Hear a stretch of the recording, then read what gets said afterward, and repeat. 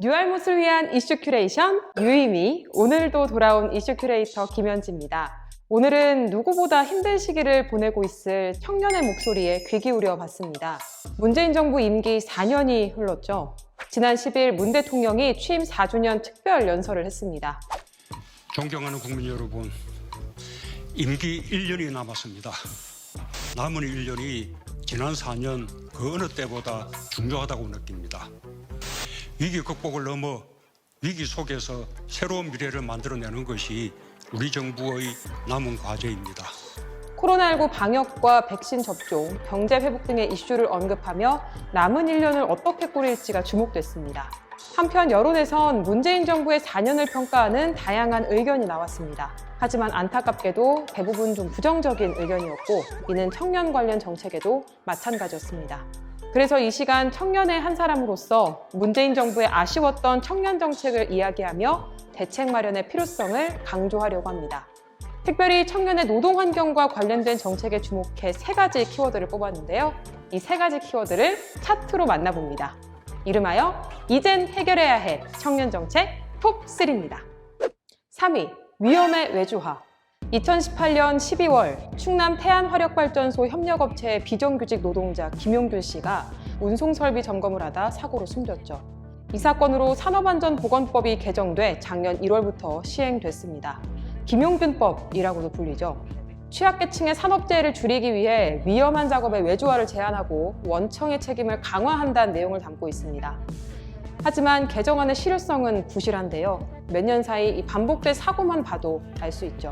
2020년 4월 건설 노동자 38명이 사망한 이천 물류창고 화재 사고, 또 최근 평택항에서 사망한 이선호 군 사고가 그거죠. 여전히 많은 산업 현장에서 희생자가 나오고 있습니다. 또 중대재해처벌법 제정으로 산재에 대한 산업주 책임이 강화됐지만 법 적용 대상에서 5명 미만 사업장이 제외돼 비판을 받고 있습니다. 노동 현장에 있는 청년들을 위해 법을 만들었다고는 하지만 그 법의 테두리에 못 들어가는 청년이 있다면 누구를 위한 법이라고 할 수 있을까요?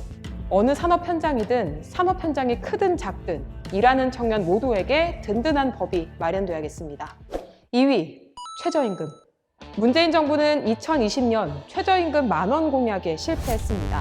남은 임기 동안 10,000원으로 올릴 수 있는지는 더 지켜봐야겠는데요. 2018년 7,530원으로 전년 대비 16.4%, 2019년 8,350원으로 전년 대비 10.9% 올렸지만 작년과 올해 최저임금 인상률은 각각 2.87%, 1.5%로 급락했습니다.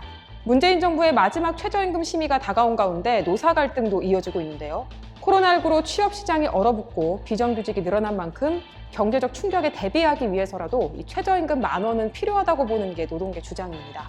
그러려면 최저임금 인상에 반대하는 경영계와 자영업자의 부담을 덜어주는 대책도 필요한 상황인데요.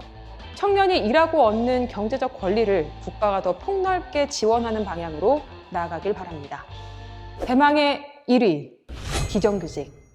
문 대통령은 2017년 취임 3일 만에 인천공항을 방문해 공공부문 비정규직 제로를 선언하고 이를 국정과제로 삼았습니다. 이에 따라 약 19만 9천여 명의 비정규직이 정규직으로 전환됐죠. 근데 문제는 이들 중 4분의 1이 모회사가 아닌 자회사 소속 정규직이라는 겁니다. 모회사에 종속돼서 충분한 대우를 받지 못하고 인력을 공급하는 역할만 한다는 비판이 나오고 있죠. 또 이들이 속한 자회사 3곳 중 한 곳은 사실상 유령회사와 다름이 없었습니다. 경영, 인사 노무 관련 평가 점수가 100점 만점에 50점 수준이었죠. 공공부문 정규직화 정책을 공공기관의 성격이나 업무 속성을 따지지 않고 밀어붙인 결과입니다. 민간 부문도 심각하긴 마찬가지입니다. 민간 부문 일자리는 이 정부가 통제 수단을 갖고 있지 않아서 법적 강제력을 동원해야 정규직화가 가능한데요. 21대 국회가 관련 입법 노력을 기울이지 않았다는 점이 한계로 지적됩니다. 공공부문 정규직 환경은 부실하고 민간 일자리는 제자리 걸음이라니 참 안타깝습니다. 완전한 경제 회복에 이르는 최우선 과제는 일자리 회복입니다. 미래 유망 분야에서 대규모 일자리가 창출될 수 있도록 투자 확대와 함께 인재 양성과 직업 훈련 등을 강력히 지원해 나가겠습니다. 위험의 외주화, 최저임금, 비정규직 문제는 대한민국에서 사는 청년이라면 누구나 한 번쯤은 갖고 살아가는 문제입니다. 문재인 정부 4년은 성과를 낸 것도 분명히 있었지만 청년들에게는 유독 아쉬웠던 4년이 아니었나 합니다. 청년의 노동 환경이 개선되고 삶의 질이 나아지면서 마음 편히 경제 활동을 할 수 있게 정부가 적극적으로 청년의 편이 돼주었으면 합니다. 오늘도 각자의 자리에서 묵묵히 달려가고 있을 청년들 화이팅입니다. 이 영상이 유익하셨다면 구독과 좋아요, 알림 설정 다시 한번 부탁드리고요. 지금까지 유의미 이슈 큐레이터 김현지였습니다.